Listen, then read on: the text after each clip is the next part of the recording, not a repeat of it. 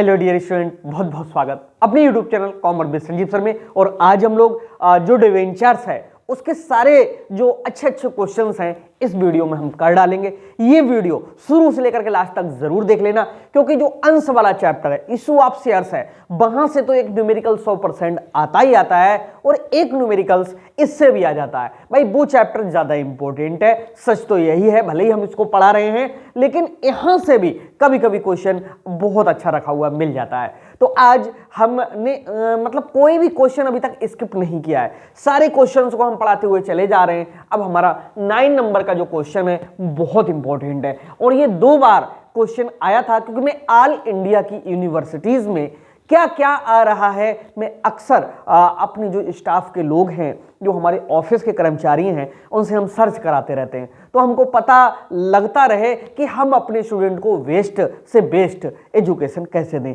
हम बिल्कुल ये नहीं कहते कि नहीं हमारा चैनल ही सब्सक्राइब कर लीजिए, बल्कि हम ये जरूर कहते हैं कि अगर आपको हमारा कंटेंट समझ में आ रहा है तो वैसा ही आप एग्जाम में करके देखिए, और आपकी अगर परसेंटेज ना बढ़ करके आए, 100% ना सफल हो, तो शिकायत आप हमसे करिएगा। ओके, तो आइए समझाते हैं आपके लिए क्वेश्चन नंबर 9 के लिए। और ऊपर लिखा जाता है journal entry JOURNALENTRIES in the works of. देखो, जो कंपनी जर्नल एंट्री करती है उसी का नाम लिखा जाता है। तो इसमें पवन लिमिटेड ने मुकेश लिमिटेड की कुछ संपत्तियां परचेज की हैं यार, ठीक है। तो यहां पर किसने? पवन लिमिटेड, तो यहां लिख देंगे पवन एलटीडी, ठीक, लिमिटेड, ठीक। डेट है, पर्टिकुलर्स है, एलएफ है, अमाउंट है, अमाउंट है। ये क्वेश्चन देखने में जरूर छोटे हैं, लॉन्ग में नहीं आते हैं, लेकिन शॉर्ट में कभी कभी ये रख देते हैं, या लॉन्ग क्वेश्चन के भी 2-3 पार्ट बना करके तब ये क्वेश्चन रख देते हैं। तो देखिए, क्वेश्चन नंबर 9 में कह रहा है कि पवन लिमिटेड ने मुकेश लिमिटेड की 4 लाख रुपए की संपत्तियां, 80,000 रुपए के दायित्व, 2,75,000 रुपए के क्रय प्रतिफल के बदले में लिए हैं। यानी 4 लाख की संपत्तियां हैं। ओके, देखो, जो पवन लिमिटेड है मुकेश लिमिटेड से परचेज कर रही है, तो पहले तो हम बात बताएं, संपत्ति जब भी आएगी हमारे बिजनेस में डेबिट होगी। तो यहां पर क्या है कि 4 लाख की संपत्तियां हैं, तो ऐसे करके लिखो, सन्ड्री असेट्स अकाउंट लिखो डेबिट, ठीक है। 2, अब 80,000 रुपए की लायबिलिटी भी है, तो लायबिलिटी हमेशा बढ़ाने के लिए क्रिएट करनी होती है। 2, sundry creditors, okay, 2 sundry creditors. 2 किससे? मुकेश लिमिटेड से, ठीक है। देने वाला कौन है? मुकेश लिमिटेड है, विक्रेता है, ठीक। तो संपत्तियां कितने की हैं? वो तो 4 लाख की हैं। दायित्व तो कितने के हैं? 80,000 के हैं। यानी अगर हम मुकेश लिमिटेड से, देखो समझो क्वेश्चन को, अगर मुकेश लिमिटेड से हम संपत्ति खरीदते हैं 4 लाख की और दायित्व तो भी उसके ले लेते हैं, तो वो कितने के हैं? 80,000 रुपए के। इसका मतलब समझ रहे हो? देखो, संपत्तियां होती हैं डेबिट, दायित्व होते हैं क्रेडिट। हमारा फायदा हो रहा है कितने का? 4 लाख का, और हमको कर्जा भी उसका चुकाना होगा कितने हजार का? 80,000 का। इसका मतलब है कि अभी 4 लाख की संपत्तियां जो हम परचेज कर रहे हैं, 80,000 के तो दायित्व ही हो गए, तो इसका मतलब है कि 3,20,000 रुपए की संपत्ति हमारी ओर आ रही है। कितने की आ रही?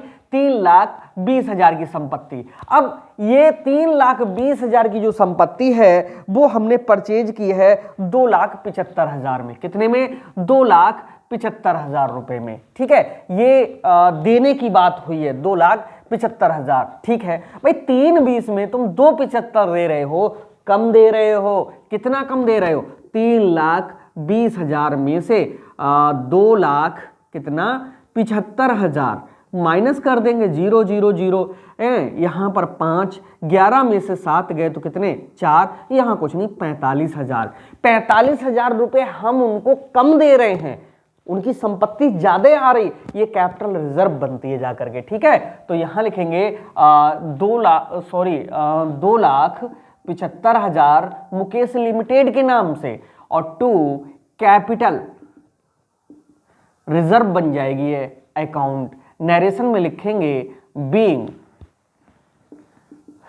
असेट्स परचेज, ठीक है, एंड लायबिलिटी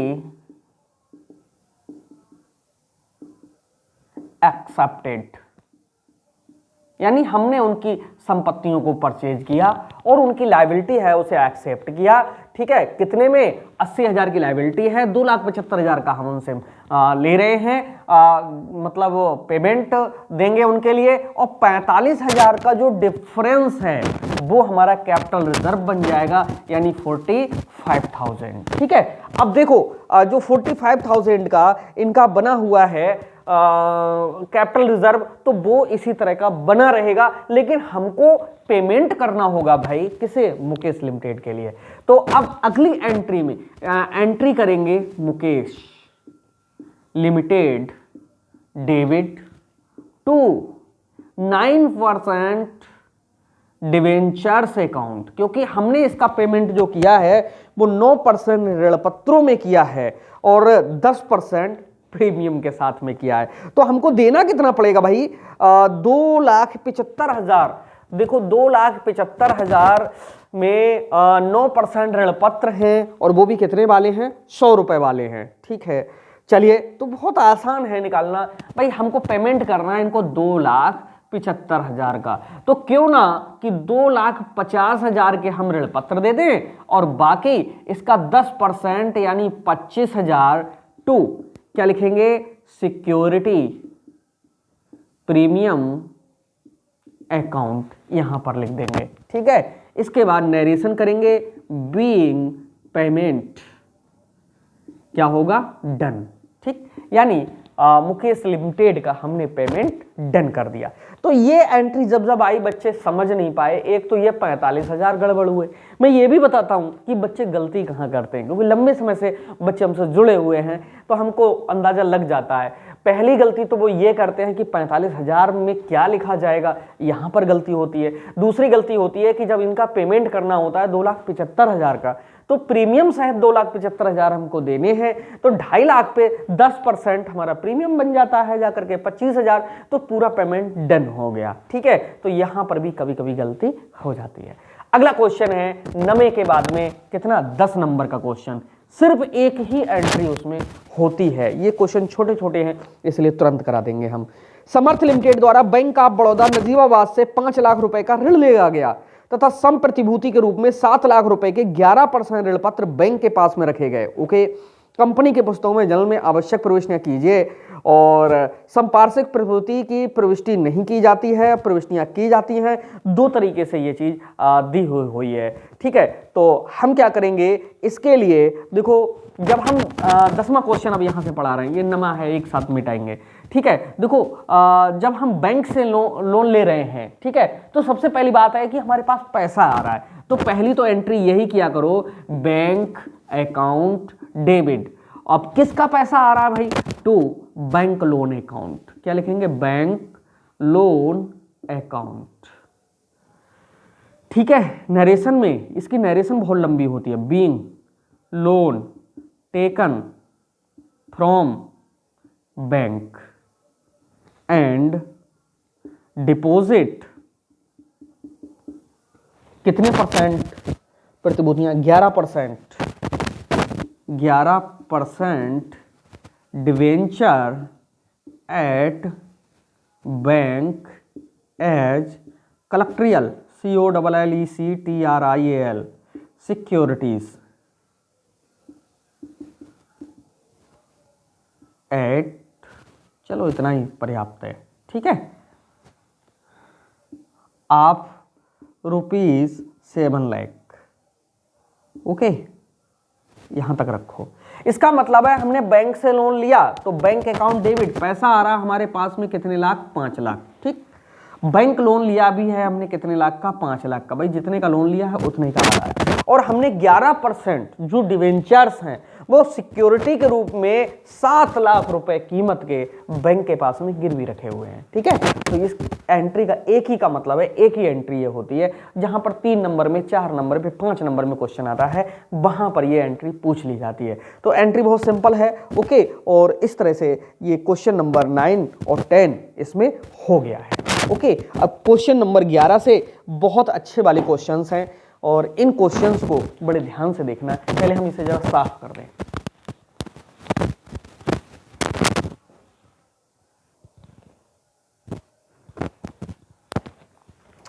इसके बाद में क्वेश्चन नंबर 11 बहुत ही मोस्ट इंपॉर्टेंट है। ओके, और 11वें क्वेश्चन में मैं आपको बताऊं, ये अकेला क्वेश्चन लॉन्ग क्वेश्चन के रूप में आ जाता है और इस क्वेश्चन में देखिए कुछ डिवेंचर्स इशू करा रहा है, उसके मतलब अलग अलग है। ओके, तो देखिए क्वेश्चन में क्या लिखा हुआ है, मोनिका लिमिटेड ने लिखा हुआ है, तो सबसे पहले तो ये बदले यहां पर। ठीक है, in the books of Monica limited, Monica limited. ठीक है, इसके बाद क्या होता है देखते हैं। लिखा हुआ है मोनिका लिमिटेड ने 10 लाख रुपए के अंकित मूल्य के 10% ऋण पत्र निम्न प्रकार से निर्गमित किए हैं, यानी 10 लाख के ऋण पत्र हैं। ठीक है, और वो निर्गमित किए हैं 10%। 10% लगा होने का मतलब है कि इन ऋण पत्र पर 10% ब्याज दिया जाता है। ओके, तो आइए समझाते हैं हम आपके लिए। पहले नंबर पे जो पहली एंट्री है, डेट दी हुई नहीं है। ओके, उसमें कह रहा है कि 100 रुपए वाले 5000 10% ऋण पत्र रोकड़ के लिए 90 रुपए पर जारी कर दिए। देखो, रोकड़ के लिए इन्होंने 90 रुपए पर जारी कर दिए। अच्छा, रोकड़ लोगे तो एंट्री क्या करोगे भाई? बैंक अकाउंट डेबिट टू 10% क्या लिखोगे? डिवेंचर्स अकाउंट, यही तो लिखोगे ना। मैं तरीका बता रहा हूं, गलत हो ही नहीं सकता है। ओके, मैं तरीका बता रहा हूं। वो कह रहा है कि 5100 रुपए वाले हैं। ठीक है, तो ऐसे करके लिखो ना, 5000 ऋण पत्र हैं, लिख गए 5000, 100 रुपए वाले, 2 जीरो और लगा दो। ठीक, चलिए 5000 ऋण पत्र हैं, 100 रुपए वाले, तो 5 लाख के हो गए। ये 90 रुपए प्रति ऋण पत्र की दर से इन्होंने जारी कर दिए हैं, यानी बैंक में आएंगे 90 गुणे 5000, 5 नेम होते हैं 45, यानी 4,50,000। तो यहां पर भाई कैश में तो पड़ेगा 4,50,000। ठीक, हमने ऋण पत्र तुम्हारे लिए ही बेच दिए 5 लाख रुपए के, लेकिन 90 रुपए के हिसाब से बेचे, इसका मतलब 10% डिस्काउंट पे थे। तो यहां पर डेबिट में होगा discount on issue of debenture account debit. तो एंट्री क्या बनी? एंट्री बनी bank account debit, discount on issue of debenture account debit to 10% debentures account, और यहां जितना डिफरेंस है 50,000 का है। ठीक है, यहां नरेशन में लिखेंगे बीइंग डिवेंचर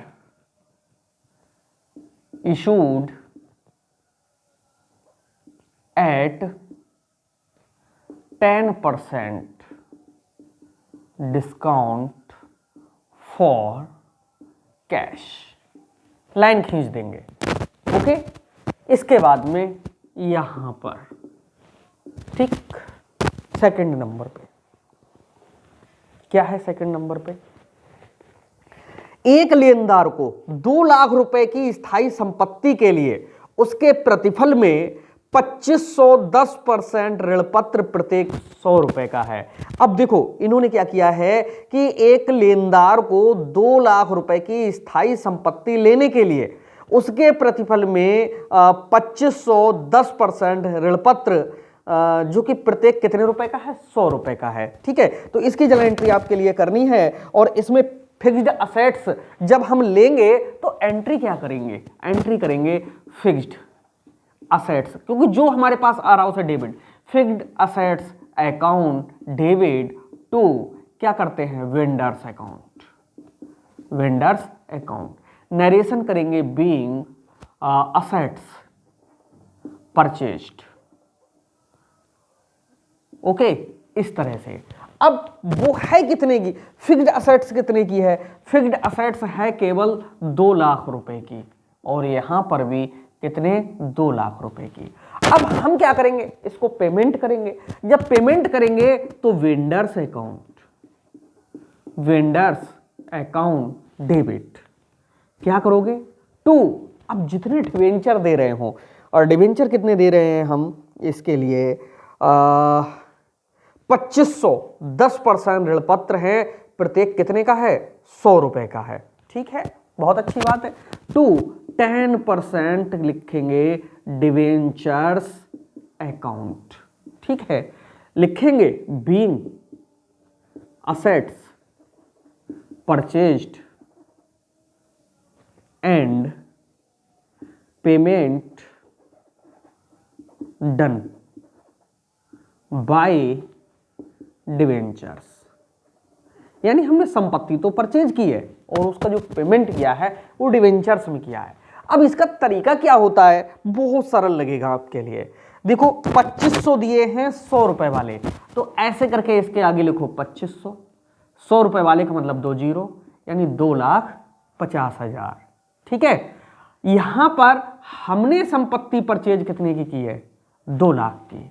कितने रुपए डिस्काउंट में जाएंगे 50,000। आप समझ गए होंगे, हम संपत्ति ले रहे हैं 2 लाख की और ऋण पत्र दे रहे हैं 2.5 लाख के। इसका मतलब है 50,000 जो हम एक्स्ट्रा दे रहे हैं वो किस बात का है, डिस्काउंट का है।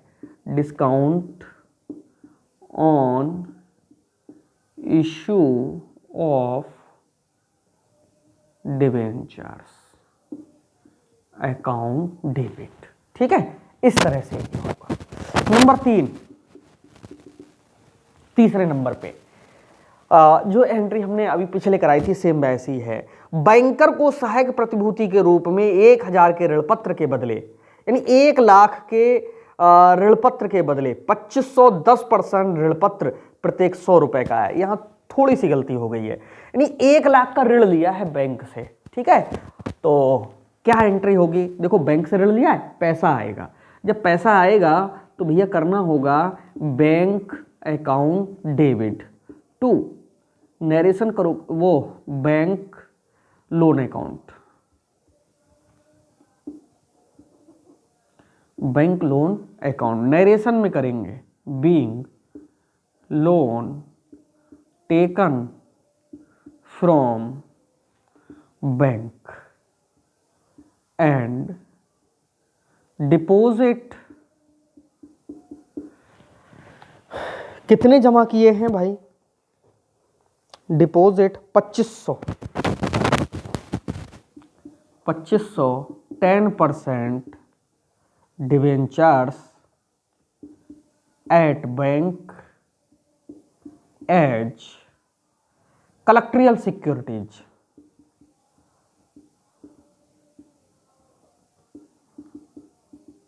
कलेक्ट्रियल सिक्योरिटीज कितने लोन लिया है, 1 लाख लिया है, तो भैया 1 लाख और 1 लाख। बाद में क्या करोगे, इनका टोटल लग जाएगा। ठीक है, डेबिट का टोटल और क्रेडिट का टोटल करेंगे तो देखो 5 लाख, 2 7 लाख, 2 9 लाख, 1 10 लाख, 50,000, 10 लाख 50,000। ठीक, 10 लाख 50,000, इस तरह से ये हो जाएगा। ओके, तो 5 2 7 2 9 1 10 10.5। ठीक, डन। तो इस तरह से ये यहाँ तक डिवेंचर्स वाले जो क्वेश्चंस हैं पूरे होते हैं। और एक दिन सिर्फ और पढ़ाना होगा, एक कैटेगरी और है। अभी तो वैसे डिवेंचर्स के तो बहुत सारे क्वेश्चन हैं, लेकिन सब नहीं पढ़ाएंगे, सब पढ़ाएंगे खाली टाइम बर्बाद होगा।